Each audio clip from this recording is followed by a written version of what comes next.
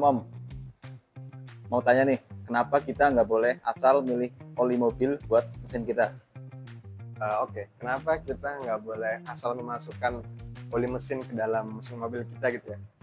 Itu karena tentunya pabrik sudah mendesain atau memproduksi oli mesin itu sesuai dengan kebutuhan jenis dan tipe mobil masing-masing. Jadi kita harus tahu nih apa aja yang jadi pertimbangan ketika kita mau memasukkan oli mesin ke dalam mesin mobil kita. Jadi ada dua hal ya yang paling penting. Yang pertama kita harus tahu namanya kode SAE di sini. SAE itu adalah standar automotive engineering ya. Jadi kayak standar untuk menentukan kalau dalam hal ini menentukan tingkat kekentalan oli.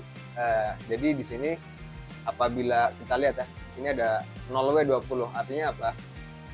Yang di depan ini menunjukkan tingkat kekentalan ketika suhu dingin, atau 0W itu W-nya winter gitu ya. Jadi ketika dingin suhunya adalah maksud saya kekentalannya ada di 0, sementara di suhu tertingginya adalah di 20.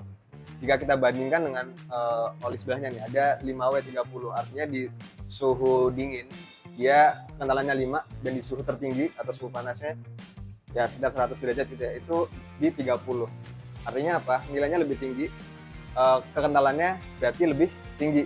Jadi oli yang ini adalah oli yang lebih kental dibanding oli yang dengan SAE yang lebih rendah angkanya.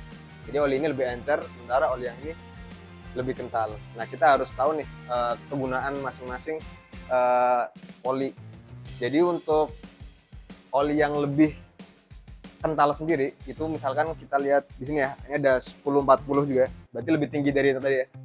Ini ada 1040, itu biasanya digunakan untuk pada umumnya ya, mobil-mobil dengan konstruksi mesin yang lebih lama. Kenapa? Karena untuk konstruksi mesin yang lebih lama, mereka belum mendesain celah-celah yang terlalu kecil, sehingga kita butuh oli yang lebih kental. Sementara untuk mobil-mobil yang lebih baru atau kekinian ya, biasanya lebih butuh oli yang sifatnya encer, mungkin 020 atau 530 gitu ya. Hal itu dikarenakan kita perlu mengisi celah-celah tersebut dengan liquid yang lebih cair, sehingga sensor untuk komponen mesin saat ini bisa membaca lebih detail. Dan itu tidak boleh tertukar ya. Apabila kita masukkan oli-oli yang terlalu encer ini ke dalam konstruksi mesin yang lebih lama, itu justru bisa menyebabkan mungkin kebocoran ya. Apabila mobil-mobil lama juga sudah banyak celah, sehingga tidak bisa melumasi secara maksimal, sehingga nanti hasilnya bisa menyebabkan keausan atau terjadi gesekan dan pelumasan tidak maksimal. Kemudian setelah SAE, hal berikutnya yang perlu diketahui adalah oli ada yang terbuat dari bahan sintetik ya. Ini fully sintetik, ada juga yang hanya sintetik ini ya, itu artinya semi sintetik. Atau yang terakhir oli mineral. Kita sedang nggak ada contohnya di sini.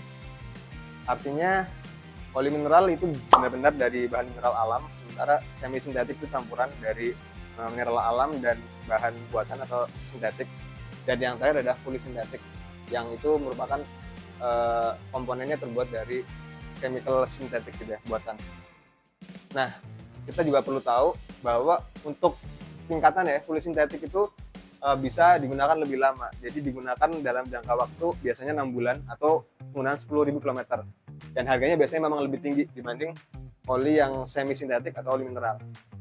Sementara itu kalau kita gunakan oli semi sintetik atau mineral gitu ya, itu hanya bisa digunakan untuk jarak 5.000 km atau 3 bulan sudah harus diganti, sudah harus melakukan penggantian.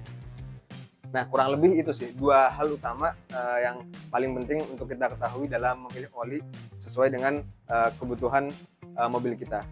Atau jika ingin lebih mudah, silakan merefer ke manual book masing-masing ya, dicocokkan kebutuhan oli kenalannya berapa, kemudian untuk bahannya disesuaikan dengan keinginan Anda untuk rutin mengganti oli berapa lama. Kurang lebih itu dari saya, mudah-mudahan bisa dimengerti dan bisa menjadi tips yang bermanfaat buat teman-teman dan om-om semua. Sekian, terima kasih.